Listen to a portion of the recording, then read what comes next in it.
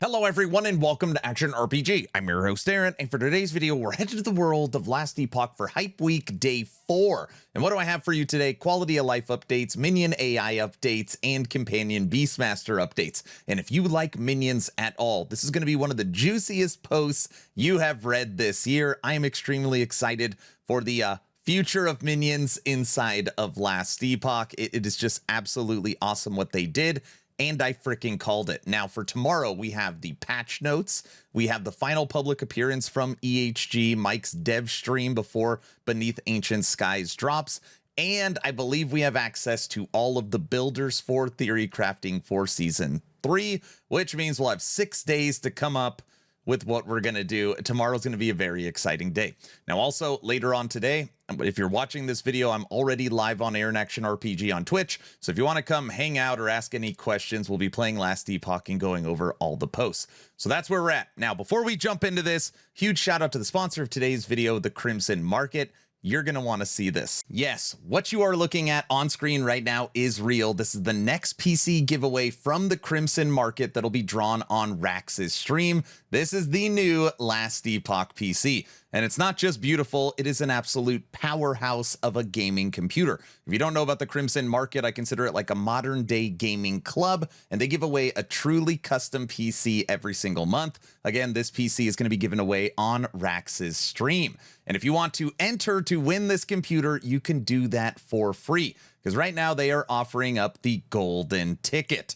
First link in the description to the Crimson Market will take you to the golden ticket.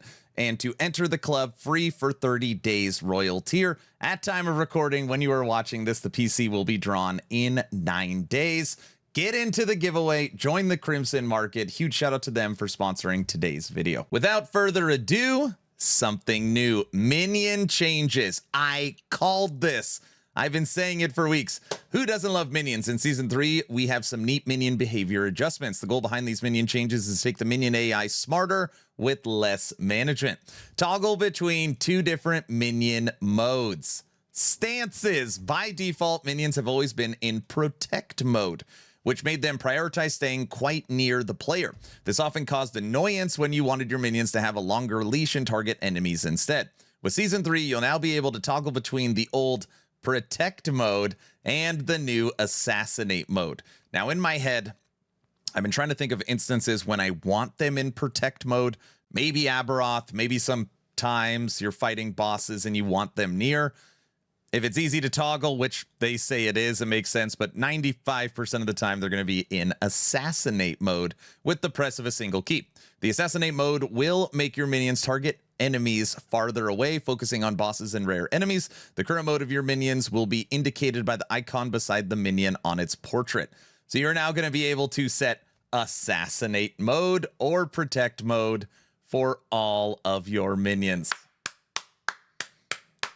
Very nice. Minion target prioritization is also more sticky, meaning that your minions now have a higher priority to continue attacking a target they're already attacking and less likely to bounce between targets. So this is an annoyance too. Your minions are fighting one enemy and then you move, which pulls the minions away a little bit, and then they target a different one. So they're actually not finishing killing the enemy that it's attacking. So they're going to be more sticky. Again, this change is especially prominent in assassination mode, or if the target is a boss or a rare enemy. The purpose of these changes is to allow more variety in your minion playstyle while leaving control in your commanding hands. Minion improvements. It's finally happened. It's happened. After 7 years, the team has resolved the majority of common snapshotting issues. When it comes to minions, sorry everybody, you can no longer use 2 sets of gear. It's gone. And we'll continue addressing others whenever they appear. Minions should now correctly update their stats whenever nodes or equipment are swapped out, even if the minions were previously already summoned. Additionally, you can now get 0.8 minion power per character. This means that at level 100, your minions deal 60% multiplicative damage and take 60% less damage from 15. So if they've boosted it, just by being 100, you get 15% multiplicative damage to your minions. And listen to this. Further, the 50% less damage from dangerous enemies ability has been increased to 60% less damage. So they're just going to be taking 60% less damage from everything. It doesn't have to be dangerous, just all enemies, and it's 10% more. So you're tankier from more enemies and do more damage, and snapshotting is gone, and they're in aggressive mode, and they stick to enemies better so they don't bounce around. So far, just nothing but wins. If you take delight in summoning a Beastmaster, we'll have something for you here. Multiple Beastmaster minions will be getting updates in Season 3. Again, we won't go over each change. We'd love to give you a bite-sized preview.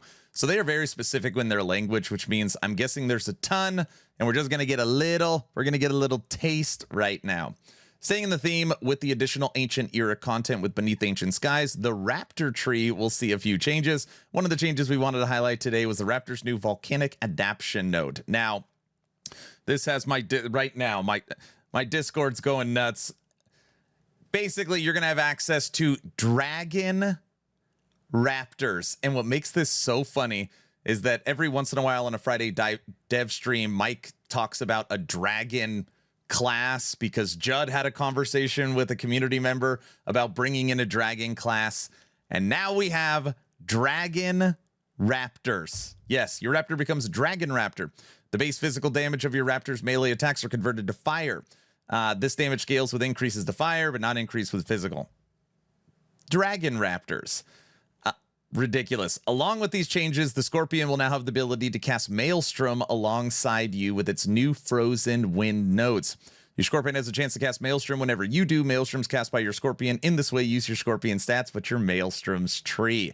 So you got Dragon Raptors, Maelstrom, Cold Scorpion, and they're not done. This is the node we have already seen. Ground Shaking Might. Your bear can use Earthquake with a 6-second cooldown. When cast this way, Earthquake uses your bear stats, but your Earthquake's tree. Earthquake cast by your bear, deal less damage. Merchants Guild. So those are the updates. Okay, that's the minion updates. They did not show us a lot. Bear can use Earthquake. Scorpion can use Maelstrom. Dragon Raptors. Sticky minions. Snapshottings gone. Base stats to minions are stronger, and you could set them to aggressive or defensive mode. Okay. Moving on to quality of life. Now, this is inside of the Merchants Guild. We now know what the 2 tokens do. Now, they said that these tokens are, they're not pay to win. They're not end game. They're really more for get going. One of these tokens makes it where it replaces the favor cost. So if you have the token, you could still grab the item, even if you don't have the favor. The other token makes it where you could purchase an item that is of a higher rank than you have achieved. So if you don't have the rank and you don't have the favor, but you have the tokens, you could still get your item. Big quality of life to at least new players, casual players, or just the leveling process based upon when you get access to these tokens. Very, very cool. We're also going to have built-in, well, kind of built-in price checking. So listen to this. Another feature we're excited to share coming in Season 3 includes updates for the Merchants Guild. Now, whenever you filter by one specific unique, so you're looking for a singular unique, a new filter will appear to select the min or max rolls of any modifier on that unique. Additionally, we've added the ability to set filters from an item for easier price checking. Who doesn't enjoy easy shopping? So that means that instead of literally going page 1, page 2, page 3, page 4, and you literally have to look at every damn stat on the unique, you can now just say, I'm looking for this unique, and you could set the modifiers to 90% roll ranges on the modifiers that you care about for your build. Instantly filters out, and you have a way to enjoy price checking. So 2 new tokens, way more functionality to MG, and a decently, at least something when it comes to price checking. More with offline cosmetics or more on quality of life. You can now have your cosmetics in offline mode. I've already heard people saying, oh, is this a craft-in thing? Are they trying to get more money from the acquisition? This is something that since cosmetics have been in the game and offline has been in the game, this has been one of the top things that the community has been asking for is offline cosmetics. So no, this isn't some nefarious way to make more money. Okay, this is something the community asks for, and it'll probably make more money. Also, you're gonna be able to use 2 portals now. In closing, thank you for the community that helps drive Last Epoch. Be sure to catch up on all the previous pre-patch Hype Week posts. I will link them in the description and at the end of this video. Check out tomorrow Mike's dev stream and check out for patch notes. So that is the update from today. Quality of life, updates to companions for Beastmaster, snapshotting hasta luego, and stances for minions. Told you, not a crazy long post, but definitely some juicy things in there. I want to know your opinion. After post 1, 2, 3, and 4 days of Hype Week, are you excited for Beneath Ancient Skies? Do you feel like you still don't know enough? Do you need to get the patch notes in your hands? Are you going to log in? Let me know your thoughts in the comment section below. My subathon kicks off August 21st for this season, okay? We've already got the goals set and the timer and all this stuff. It should be a very fun event. I'll be multi-streaming on all the different platforms. And if you plan on getting a Last Epoch supporter pack, check out my Nexus store. It is the first link in the description. And any purchases for Last Epoch supporter pack through my Nexus will go towards the clock.